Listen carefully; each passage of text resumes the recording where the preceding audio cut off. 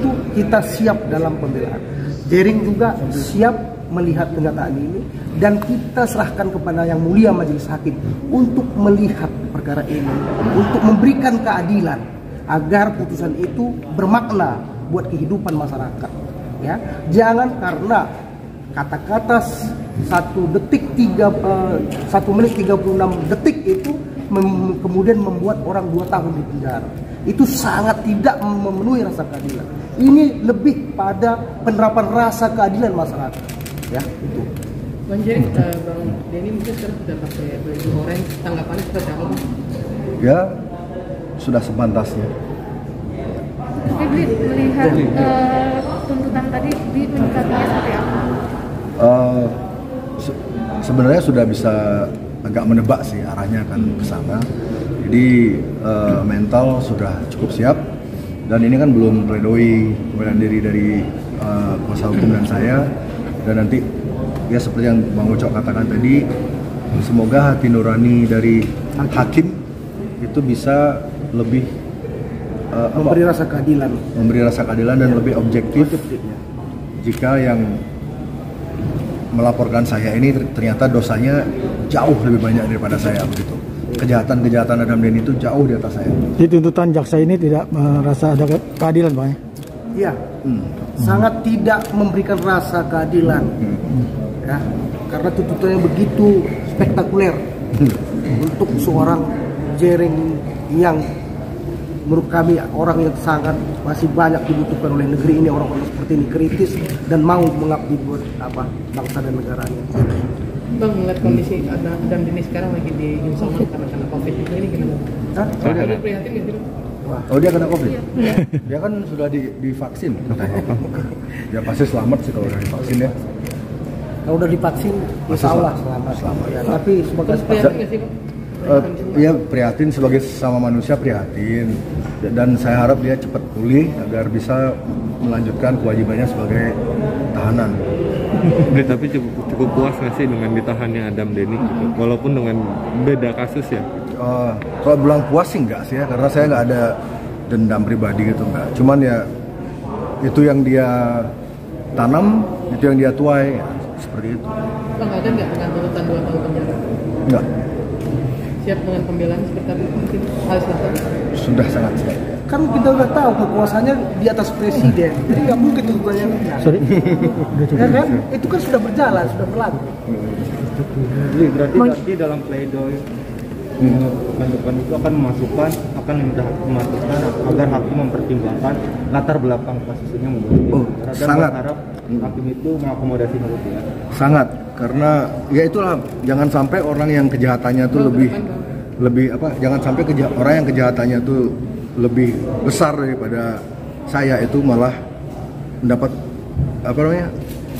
hukum yang lebih ringan gitu. Sementara saya misalnya nih, saya dihukum berat, terus yang ngelaporin saya yang dosanya kejahatannya juga banyak, kenapa itu tidak dijadikan pertimbangan? Bli, tapi inginnya berapa lama sih? Ya berapa lama sih, Bli? Apa ya? Untuk hukuman sendiri pengen berharapnya berapa? Ya kalau berharapnya pasti bebas kan. Optimis kita, Mbak. Kalau dari fakta-fakta kita optimis kalau ini bebas. Tapi dengan 2 tahun ini berlebihan nggak sih tuntutannya? Sangat. Mungkin ada saya tambahkan ya.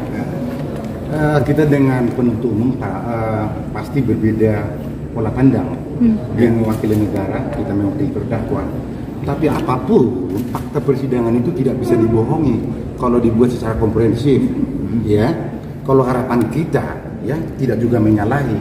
Seharusnya tidak segan-segannya penuntut umum itu mengajukan tuntutan bebas, ya. Tuntutan nggak salah. Seperti apa yang pernah ada KDRT, ya. Begitu di ini, ya. Jadi bukan soal 2 tahunnya itu, memang menunggu dari unsurnya itu loh.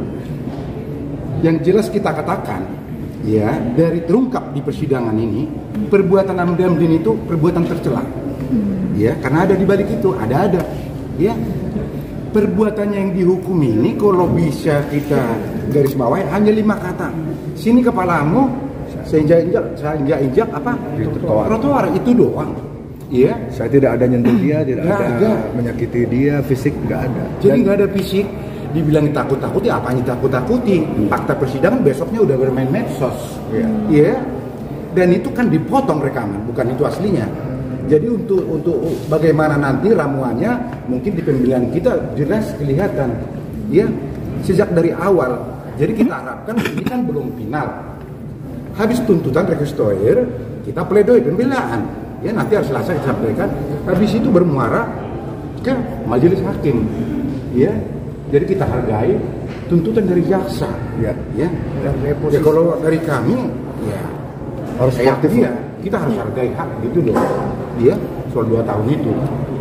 Mas Jerry terlihat tenang dengan tuntutannya. Apa sih yang membuat Mas Jerry terlihat ikhlas? Ya karena saya sudah ikhlas, sudah saya percaya semesta nggak diem, saya percaya semesta nggak tidur, dan saya tahu diri saya tuh memang tidak berniat untuk menyakiti dia secara fisik sama sekali, itu nggak ada. Dan justru yang dirugikan tuh malah sebenarnya yang lebih banyak dirugikan tuh justru pihak dari saya. Istri saya depresi, saya juga depresi, anak ingin bunuh diri berdua. Terus ibu saya sakit-sakitan segala macam. Ya, harus ditinggalkan. Sementara ibu saya tidak ada yang menafkahi selama saya di penjara. Jadi lebih banyak saya ruginya. Kalau si Adam Dhani kan dia dapat exposure, dapat undangan tampil di sana di sini, namanya dia makin naik segala macam. Kalau misalnya dia nggak ditahan dengan kasusnya dia kemarin itu, bisa jadi dia udah merajalela banget sekarang kan. Pasti udah jadi merasa dirinya paling top pasti.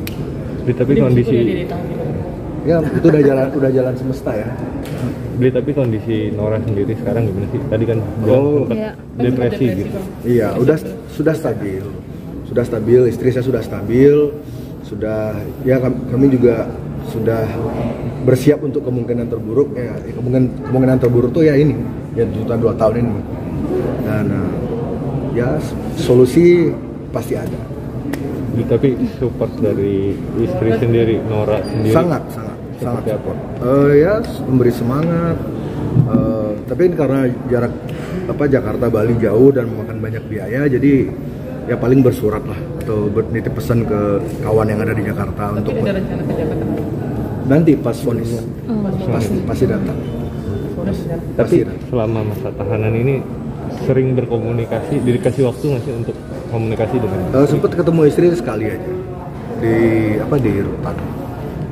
Sempat datang. Pesan istri sendiri mungkin ke beliau apa sih, pesan istri dengan kasus yang sekarang gitu? Agar tentunya satu, agar saya tidak mengulanginya lagi karena ini udah kedua kali. Jadi saya juga merasa sudah saatnya saya berhenti, pensiun dulu dari polemik isu-isu sosial, politik segala macam.